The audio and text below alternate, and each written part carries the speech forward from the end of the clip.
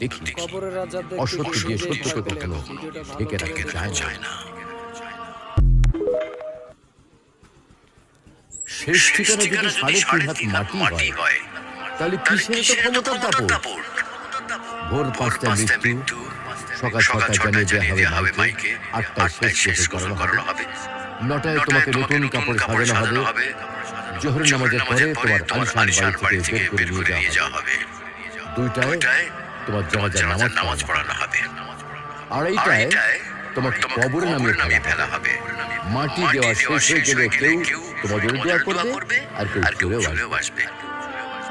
এই তো জীবনের শেষ আয়োজন। তো কিসের এত অহংকার, কিসের এত ক্ষমতার দাপট? ক্ষমতা কারো জন্য চিরস্থায়ী নয়। অন্যায়ভাবে কাউকে ঠকালে একদিন ঠিক নিজেকে ঠকতে হবে, এটাই নিয়ম। হ্যাঁ, এটাই নিয়ম। ভোরের সূর্যোদয়ের আলোতে যে পৃথিবী আলোকিত হয়